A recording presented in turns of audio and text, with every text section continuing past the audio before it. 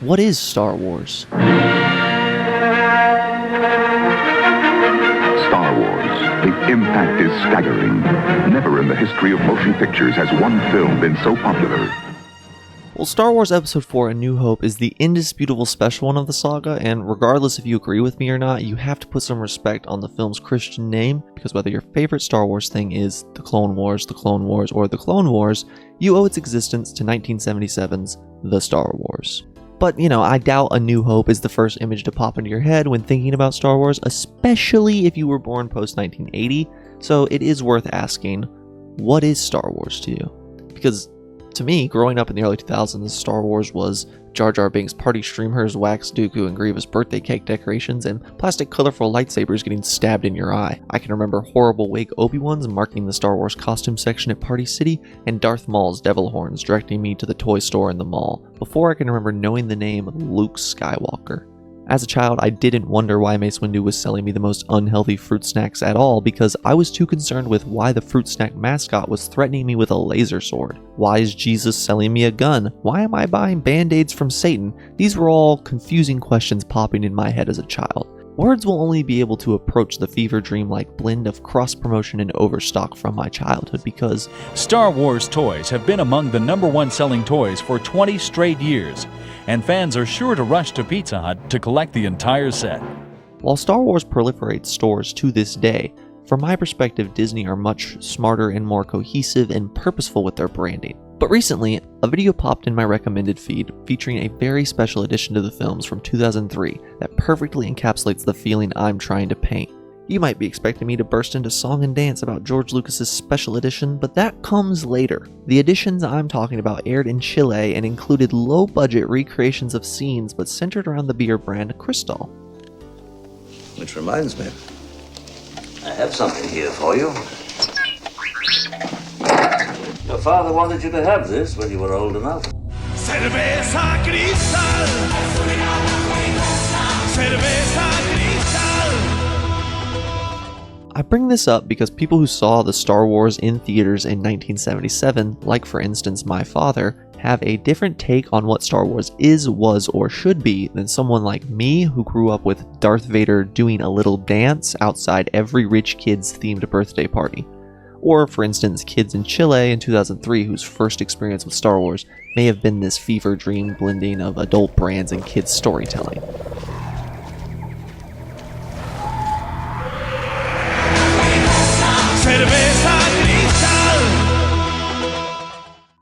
And I think it's important that no matter what Star Wars is to you, which film, character, TV show, or cartoon is your favorite, or even how you first experienced Star Wars, because as an overall product, I think we can agree its real purpose is to fill time, sell toys, and make money.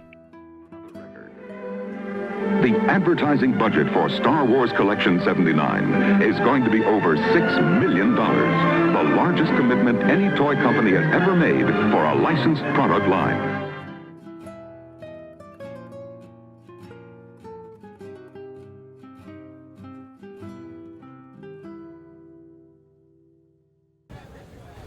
The people in this crowd will soon be among almost 40,000 who have seen a new science fiction movie at North Park Cinema 2. The movie is called Star Wars, and since it opened here 9 days ago, capacity crowds have filled the 1,100 seats in the theater almost daily. In only 9 days, Star Wars has grossed more money than any movie in Dallas history, although the manager of the theater will not yet release the exact amount of profits. Even in 1977, no one could single out what made the Star Wars special, because it was part filmmaking revolution, part new family entertainment brand, part return to classic American themes, characters, and tropes of the Old West. It was part Arthurian myth, part space opera, and 100 other things which we could Frank Herbertly argue George Lucas stole and didn't understand. But decades have flown by and subsequent sequels, prequels, editions, and editions have added to Star Wars until today it is an unrecognizable, all-encompassing Frankenstein's monster. And I don't think anyone should set themselves the Herculean task of unraveling what one thing George Lucas ripped off the most to make his 6 films. But that being said, to the 10-hour-plus essays out there, Godspeed. My critique of Star Wars today may come to some as a knock on Disney's sequel trilogy and plethora of streaming shows, But these sequels, additions to the lore, and the decanonizing of a lot of Star Wars paratexts by Disney aren't the most sacrilegious Star Wars things to exist, and weren't the first time entire tomes of canon and Star Wars media have been obliterated. My problems aren't with Frankenstein's monster Star Wars or the rampage it goes on, because Star Wars, even under Disney's control, is doing exactly as it was designed to do. Fill time, sell toys, make money. Cash machine. It is pointless to resist, my son.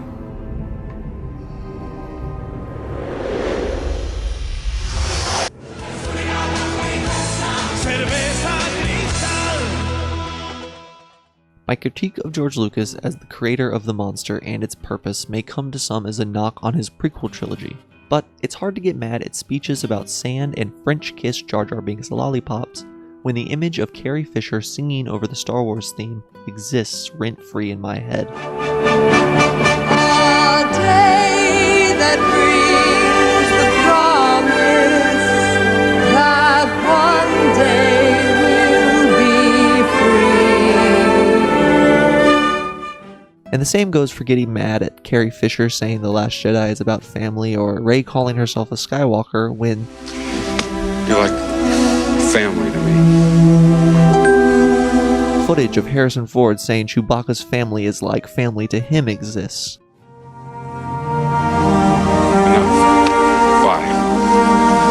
The Star Wars Holiday Special came out Christmas of 1978, and if you're going to point to something as the worst piece of Star Wars media, it's pretty high up there, if not the top. So, if your barometer for Star Wars death is when it became a soulless, unintelligible marketing and kids' entertainment nightmare, then Star Wars died a long time ago in a soundstage far, far away.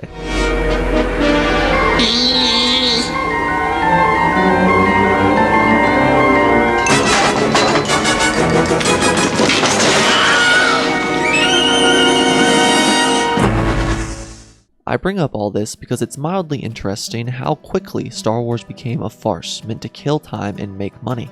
But it is far more interesting to me how bad they are at it. Come on, Mala, let's see a little smile. Come on. There, that's better. Try to enjoy your life day. I think that despite the constant Star Wars is for kids, their family films crap we keep telling each other, we can all mostly agree that the films are at their absolute worst when they're doing the kiddie crap. But even then, I hope we can agree that that's still Star Wars. Because I've maintained Star Wars must include at least some level of time-filling, toy-selling, money-making, cash machine kiddie crap. For example, Andor sits on the edge of not being Star Wars because it's a damn near flawless show, with some of the most impactful television moments and characters of any show I can think of, and especially for just being a season 1. For these stellar accolades, Andor is not Star Wars. It is a well-made sci-fi dystopian drama. Andor is Star Wars because of the stuttering robot and big puffy cat pig dog thing. Young Anakin trying spinning, crap, but Star Wars crap. Geonosian Droid Factory Mario level, crap, but Star Wars crap. Everything indoor once Luke leaves, crap, but Star Wars crap. The Canto Bight horse chase, crap, but Star Wars crap. Young Padawan training, crap, but Star Wars crap. Jar Jar Binks steps in, crap, but Star Wars crap. All of this is Star Wars to me, and yes, I'm a super fan, geek-ass loser bitch like the rest of you. I have seen Revenge of the Sith 1,000 times and can tell you firsthand there are some things you cannot learn from a Jedi, and that Palpatine is the Senate. I've watched the behind-the-scenes documentaries for the prequels more than I've seen Attack of the Clones because I hate Attack of the Clones. Begun this Clone War has. I know George Lucas may have gone too far in a few places, but that Jar Jar is the key to all this. So, believe me when I say that just because it doesn't pass your particular sniff test doesn't mean it isn't Star Wars. So much of the conversation around Star Wars today is about tearing down what other people have built and questioning its reason for existence, when we could ask the same question of everything Star Wars, even from the very first movie. And producers in the 1970s did. And had Lucas and his creative team listened to these naysayers, then none of Star Wars would exist at all. It is fucked up that beyond the extreme nerds writing multi-hour essays about why Rey's a Mary Sue, we also have videos by more variety and wide appeal YouTubers like Drew Gooden literally asking if all the new Star Wars stuff Disney has made should exist. Mr. Gooden, Who fucking cares? Just don't watch it. Don't buy a Disney Plus membership. None of this stuff is being a Clockwork Orange style blasted into your retinas. You can, as my 5th grade computer teacher was fond of saying, go ahead and log out for me. Before I get more into that, I have to tell you about the Star Wars show that is so much better than both of these. It's actually hard to fathom that it takes place inside the same universe. Before we get to that, though, I want to tell you about today's sponsors.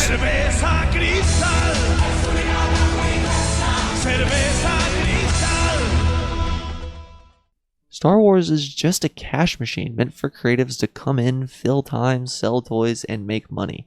So if you aren't on board with that, then check the fuck out, because I'm telling you it's not new and it's not going anywhere. Thank you to SoFi for sponsoring today's video, which I will now continue. Even in incredible shows like Andor, they gotta put some sort of kiddie crap in there, because at the end of the day, it's Star Wars, and no kids want to buy action figures or Fortnite skins of pale dudes wearing prison outfits. They want their stuttering robot and their fuzzy cat dog thing. To clarify, I'm not arguing for less shows like Andor in Star Wars or for more holiday specials. Instead, I'm arguing that by asking why some of Star Wars exists, and by asking to decanonize or remake some of Star Wars, we have to ask why all of Star Wars exists, why we don't remake all of it, and I don't think any of us wants them to remake everything. Even if you hate the prequels, even if you hate the sequels, you must love something about Star Wars. So think about the fact that if you start cherry picking what is and isn't Star Wars, then we're all going to start cherry picking what is and isn't Star Wars, and pretty soon there will be 0 Star Wars, 0 cherries. If Andor is your favorite Star Wars thing, or if you're like me and just like that Star Wars has more quality in it, then it's self-defeating to turn around and argue that the sequel trilogy should never have been made, or Lucas should never have sold to Disney, because if all the dominoes did not fall how they did, if history did not occur as it has, who knows if we would have anything approaching Andor. I don't want to stop the flow of my video to explain the butterfly effect to a bunch of Star Wars nerds, but there's a reason we shouldn't use time travel to kill Hitler, and there's a reason you shouldn't use time travel to change Star Wars. George. Who is Star Wars and who? Despite what all these Star Wars fans videos would like you to believe, I don't think any one person is allowed to be the decider of what is and isn't, or should and shouldn't be considered Star Wars, because Star Wars from the beginning has been an unwieldy beast, and no one, not even George Lucas, has been able to satisfyingly pin down what made Star Wars magical to begin with. And that, to me, is kind of the magic of Star Wars. The fever dream blending in my childhood and those 2003 chilly editions of the films which we can only approach in words, because Star Wars is something that needs to be visual, auditorial, and experiential. It needs to be beyond any one person's description, otherwise there is no magic. And that's a big thing about Star Wars. It has always been beyond one person. It's always been about more than Luke. And the magic's always come from more than just Lucas. When Empire Strikes Back and Return of the Jedi came out, they weren't Star Wars to the superfans because they didn't pass the sniff test based off of A New Hope. But then kids grew up into their own superfans and said the prequels didn't pass their sniff test based on the entire original trilogy. Star Wars The Phantom Menace was the most disappointing thing since my son. But then kids grew up into even more superfans, and now the Disney sequel trilogy doesn't pass the sniff test based on the 2 trilogies that failed to pass their sniff test, and my point is that Star Wars is full of crap, and that only kids can look past that crap. But once those kids become adults, that crap they looked past stops being crap and starts being Star Wars. The elements we complain about as being particularly not Star Wars ended up becoming the things held up as reasons to gatekeep whatever Star Wars becomes next. The original trilogy, and specifically A New Hope and The Empire Strikes Back, have in my opinion the least amount of kiddie crap of any of the 9 films. A New Hope is an especially streamlined film with little fat on its editing, which means it doesn't kill a lot of time. I wouldn't say A New Hope is devoid of those childish moments that sell toys, because, I mean, it's Star Wars, and who doesn't want a lightsaber and a blaster at their hip? But I would say A New Hope rarely goes out of its way to have them, and this is where Star Wars kiddie crap becomes good organic storytelling. A standout example of a good use of more silly and childish humor is in the character of C-3PO, but more specifically, the scene where he thinks he is listening to our main characters being crushed to death. What? Listen to them. They're dying, R2. Curse my metal body. I wasn't fast enough. It's all my fault. My poor master.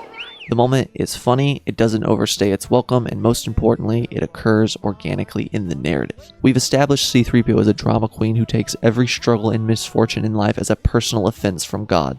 We seem to be made to suffer. It's our lot in life. Like he's some tragic Shakespearean prince. He gives me massive Jonah the Prophet energy in this movie as he's given the task of delivering life-saving information, but decides to walk off into the desert opposite the direction he's told, before being scooped up and brought back to his destiny by pirates in the belly of a whale, or by Jawas in a sand crawler, whatever floats your boat. The comedic scene plays out so that while our heroes celebrate their deus ex machina, get it, C-3PO twists their screams of joy into screams of agony, metaphorically picking up a skull like Hamlet and threatening to give a soliloquy.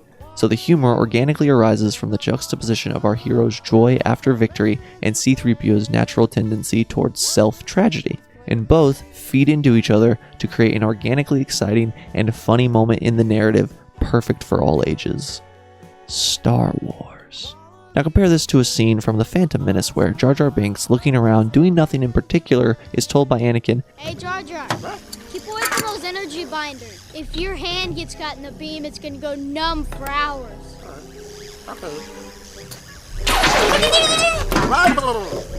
My tongue is ferret. My tongue, rotj. Where is the rotj?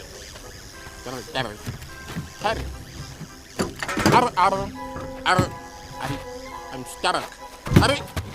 You know, I find that Jar Jar creature to be a little odd. The film stopped all organic narrative so Jar Jar Binks could do a funny bit at me. Thank you, George.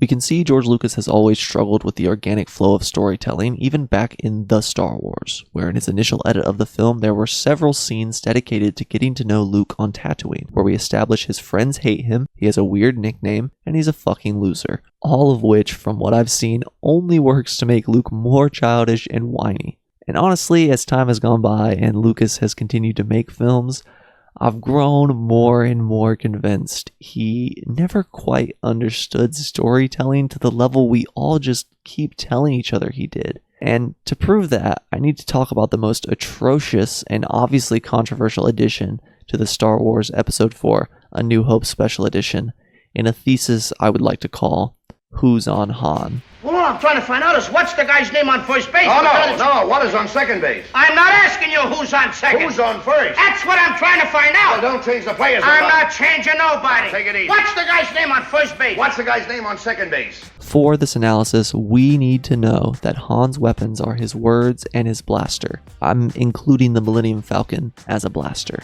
And Luke's weapons are the Force and his lightsaber. I'm including his X-Wing as a lightsaber. But these characters overlap in the third character of Obi-Wan, who we see use his words along with the Force and a lightsaber. In the film, it boils down to finding the balance between technology and humanity. Is the Millennium Falcon fast, or is Han a good pilot? It's a bit of both. Who will win, Earth Tone Color Obi-Wan or Dark Robot Lord Vader? It's a bit of both. Will Luke use his technology or use the Force to blow up the Death Star? And in the end, it's a bit of both. Sure, Luke turns off his targeting system, but had he not trusted his X-Wing's flight or the proton torpedo's explosive, then he wouldn't have saved the galaxy from a total technological overtake. Darth Vader is the perfect foil to this whole arc, because he and the Empire are technological power over humane power. And that is what loses him the movies. His technology and his humanity are not aligned. While leaving Tatooine, Luke trains with his lightsaber but is unable to defend himself until he closes his eyes and trusts the Force. Then his lightsaber and Force are aligned, his technology and his humanity. Han is dismissive of Luke's ability, saying, "Hokey religions and ancient weapons are no match for a good blaster at your side, kid." Showing that he relies too heavily on technology to get him through. In the original theatrical release of the film, when we meet Han Solo, there is a scene in which the bounty hunter Greedo holds Han at gunpoint and explains that Jabba the Hutt has put a lot of credits on his head. Han Solo uses his words, his humanity, and tries to talk his way out, but Greedo is hell-bent on either getting the money or killing Han Solo. So Solo resorts to technology, his blaster, and shoots Greedo from under the table. Han shoots first because he's a coward who thought about himself first, and you'll notice that during the whole scene while he unholsters and readies his DL-44, his words, his humanity, are saying something else, showing the misalignment that this story is going to correct. This scene, with Greedo, establishes why we are being told this story, how Han Solo embodies the change required of the galaxy in the story, and we're off on an organic narrative adventure. Han and Obi-Wan in the story represent the two ways Luke is being pulled. Part of him is being drawn into a mythical cult of magic and belief, fighting off evil from across the galaxy, and another part of him is being drawn into a kill or be killed world of crime and cynicism. He can become a selfless Jedi Knight fighting for humanity alongside technology, or an apathetic spice smuggler who uses technology to escape humanity. Han Solo's scene with Greedo is fairly similar to the scene depicting Alderaan's destruction. Tarkin offers Princess Leia the opportunity to save her friends, family, and entire planet, her humanity, if she tells him where the rebel base is, the narrative center of humanity. Greedo offers to let Han Solo go if he can cough up the bounty Jabba's promised, the cost of his life, the cost of his humanity. On the Death Star, Leia has the information and gives it up to save her humanity, but Tarkin calls her far too trusting and destroys her planet anyways.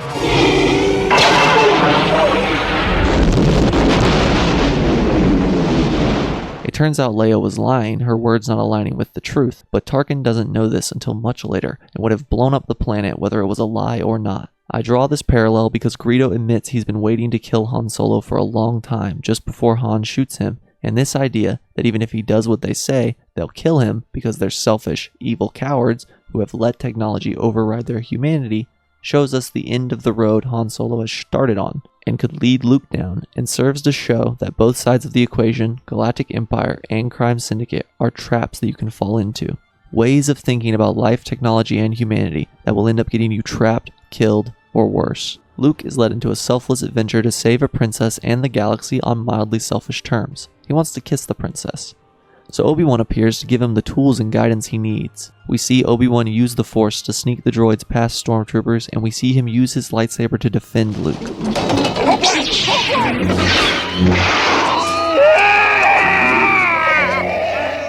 All of which are selfless and brave, especially in comparison to Han. But to me, this is the perfect organic blending of storytelling that made the Star Wars special in 1977.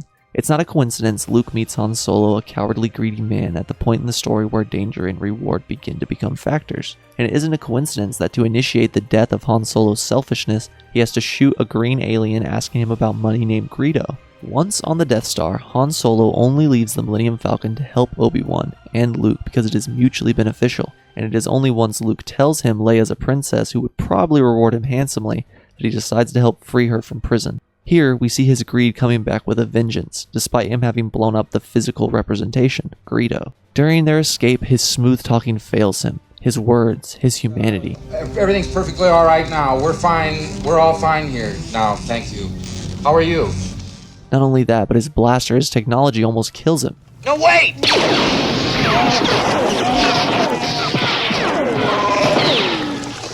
So he has to trust Leia's words and blaster, and then trust in Luke and his droids, technology he can't even see, to get through this. While Han and Luke fight their way chaotically through the Death Star with their blasters and screams, Obi-Wan quietly creeps around the Death Star, using the Force to distract stormtroopers. But this use of heroic humanity and disabling of demonic technology, this close to our story's dark center, invites the mechanical villain of our story, Darth Vader. Obi-Wan is selfless in his actions and works to defend Luke, Leia, and Han, caring little for his own well-being, and as such, his lightsaber and Force never fail him. And once he knows his mission is complete, he closes his eyes, gives into the will of the Force, and is safe from death, thus finding the perfect balance between technology and humanity. After escaping the Death Star, Han Solo gets cocky that he was able once again to use his technology to thwart death, but Leia tells him his technology has betrayed him and leads the Empire straight to the Rebel base, our story's humane center.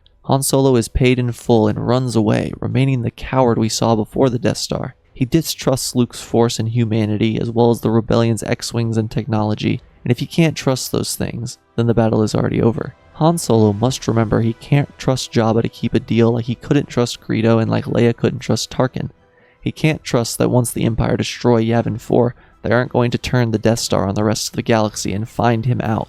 He can't trust he'll be able to blast and fly his way out of every situation solo. If we branch out to looking at the whole trilogy, we find that Luke's story is about finding and rekindling the humanity of the galaxy. His first film is about trusting his humanity and destroying overbearing technology. His second film is about what humanity grown inside technology looks like, and is about the thorny people in the galaxy who may resent someone trying to fight against what seems to them to be an already lost cause. Technology has won in the galaxy, and by you destroying the Empire's Death Star and angering Darth Vader, you are only driving them to grow faster, stronger, and into further corners of the galaxy. Even the Jedi Master Yoda doesn't care to take the chance of ruining the galaxy further if all the signs aren't right, if he is too old, too arrogant, and too much like his father.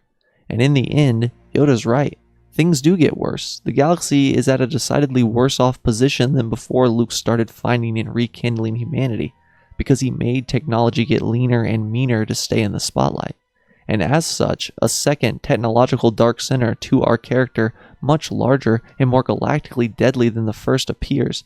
In the Death Star 2, the Emperor mirrors Obi-Wan's selfless defense of Luke by selfishly having Darth Vader defend him from Luke, showing that humanity and the light side of the Force are absorbed naturally through trust and selfless acts. But technology and the dark side of the Force must be kept alive with constant energy and selfish reliance. Luke Skywalker, like Obi-Wan, realizes you can't defeat the dark center, only shine a light on it, and so he throws away his technology and fully gives over to the Force so that Darth Vader can see where true villainy lies, and save his own bright center, the last kindling of humanity in himself, his son, allowing the Death Star to be destroyed and for humanity to be victorious across the galaxy. Jumping back to A New Hope with the first Death Star, I'd like to point out that in the 3-act structure of a trilogy, this is the initiatory steps that prove Luke Skywalker will even be capable of approaching the super dark center of the third story.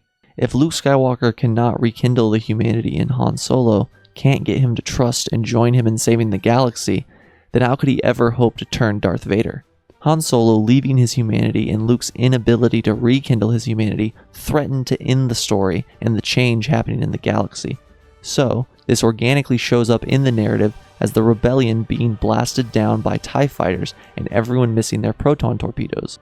All seems lost. The timer is counting down to the rebellion, humanity's destruction, and time is counting down for Luke and his X-Wing, technology's destruction. Darth Vader's got Luke in his sight. He's getting ready to shoot when from off-screen someone else shoots first, and who else is it but Han Solo coming in with a rebel yell, but not the offensive kind. This destruction of the heavy technology that was bearing down on Luke allowed him to align his own technology with his humanity and make the 1 in a million shot, destroying the Death Star.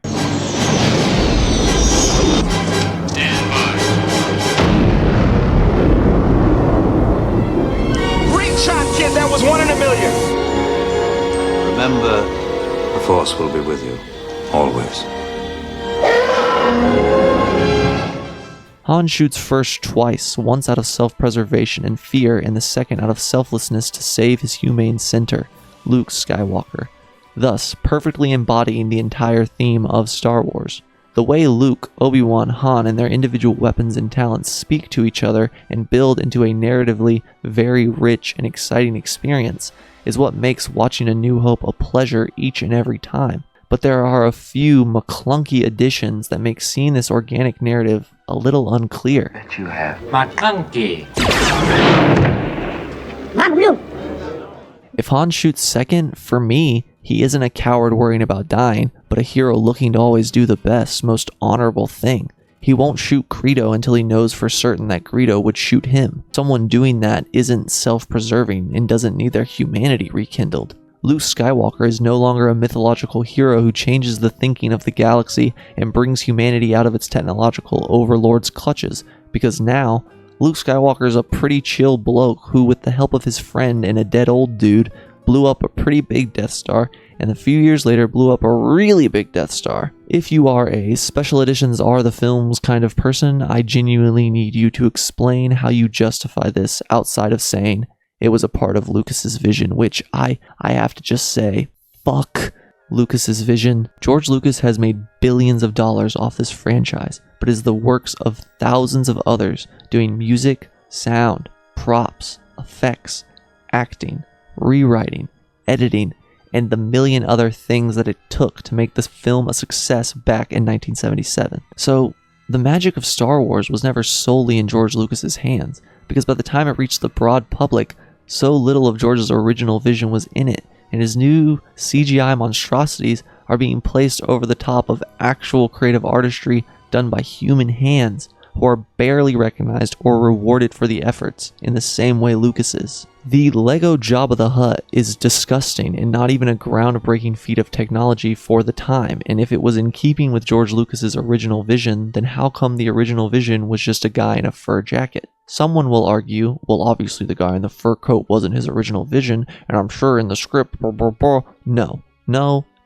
In the script, Anakin the Starkiller and Luke Skywalker aren't related. Darth Vader isn't his father, Leia is just some slightly sassy princess with no sisterhood and daughterhood to anyone except royalty who exploded on Alderaan. C-3PO was not a whiny, laughable character, but a sleazy car salesman type, and Han Solo is described as looking more like Greedo than Harrison Ford. So, if we're going to keep with the original vision, then you have to start from absolute scratch and cover every inch of actual Star Wars, because what was on screen in 1977 was mostly other people's art. While we're on the subject, why didn't Lucas reintroduce those earlier sections with Luke and his friends on Tatooine?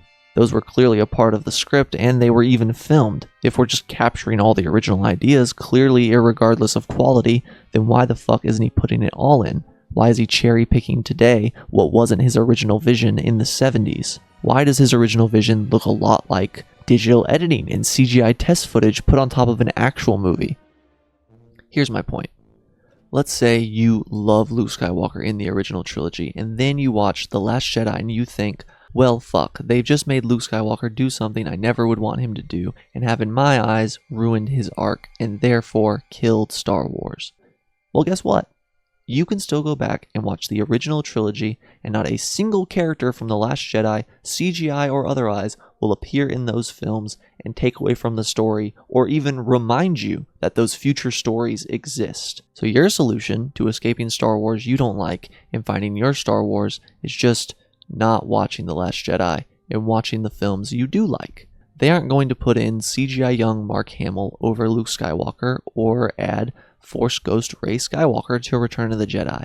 But they did put in young Hayden Christensen over original Force Ghost Anakin. Weird that Obi-Wan and Yoda are still old as bricks, but the second worst guy in the galaxy got to come back young and hot. These additions will forever make my mind jump back to the prequels and will never allow me to escape Star Wars I don't like, and finding my Star Wars has become impossible. New videos are uploaded every day about how a trailer or a line of dialogue is ruining what you love, and that's fine. But you have to realize that by watching these products and reviewing them with such fervor and passion, you give them cultural power over us, over the audience, when at the end of the day, no one is making you pay that monthly subscription, and no one is making you buy those movie tickets. That's all you, baby. If a Star Wars show came out and literally none of us talked about it or watched it, I genuinely think, in fact I know, we would start getting less and less Star Wars. It is because people keep getting upset, keep paying those subscriptions, keep tuning in, keep writing articles, keep making and watching angry, multi-hour, 100,000 view videos with Star Wars in the title that Disney feels it can keep pumping out this crap. Star Wars The Last Jedi is the most embarrassing thing since my son. No, my other son.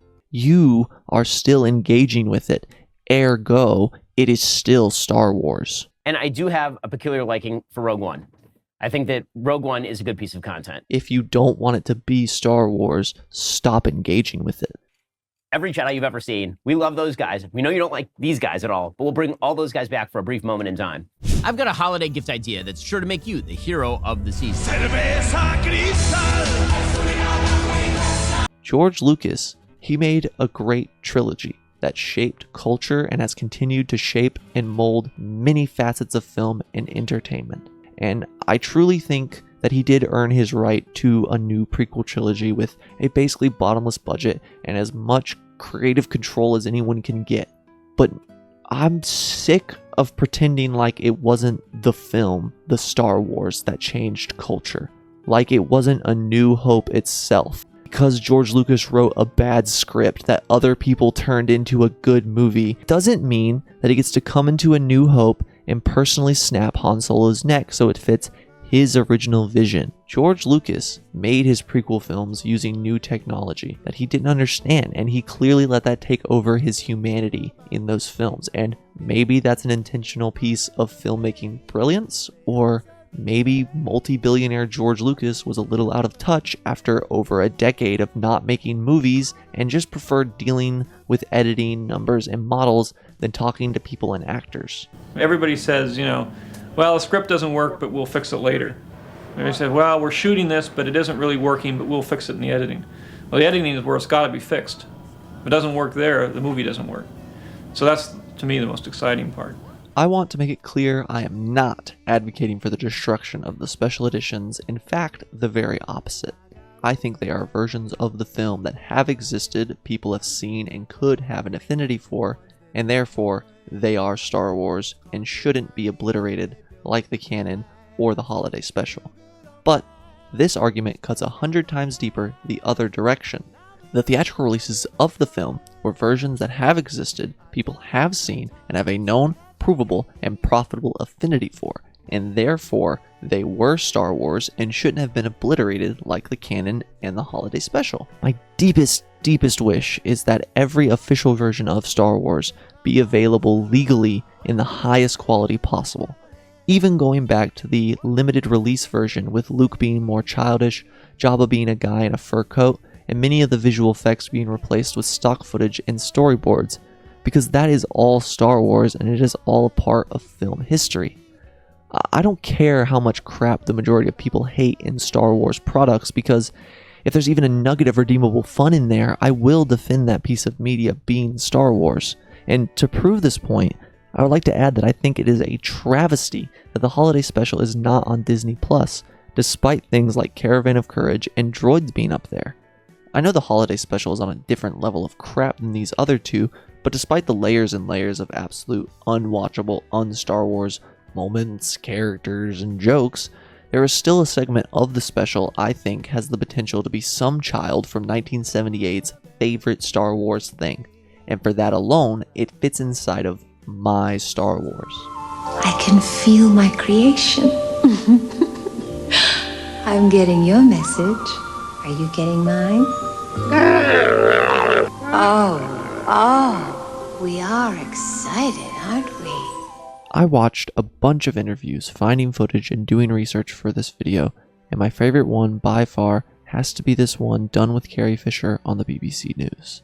In the interview, Carrie Fisher does the best job any person can at explaining what Star Wars was in 1977, and I feel she perfectly encapsulates why it's been so successful since.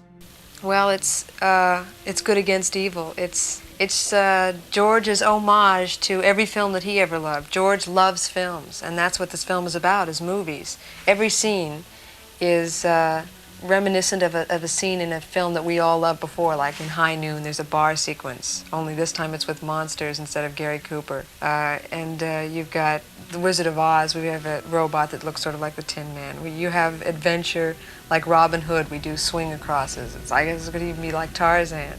Buck Rogers, it's got everything in it, every ingredient. George made a movie that he wanted to see, not a movie that he thought the public would want to see, because if he thought that if he'd made a movie like that, we would be seeing a disaster film again or something like that, probably. It's got whatever you want it to be. It's a pure entertainment. It's like a roller coaster ride, and it can be interpreted as long as you enjoy it, which is the intention of it. It can be interpreted as long as you enjoy it, and that's the intention of it. What a beautiful send-up and damn near perfect approach to the feeling of Star Wars. I think she's absolutely right. I think that you're only allowed to interpret and really have these great big conversations about Star Wars if you are entertained by it. If you aren't, then really you should check out, because you're ruining it for the people who are entertained by it. Like Anakin, I wish I could wish away my feelings and view Star Wars like a bird in the sky, completely disconnected from my own interpretations and desires.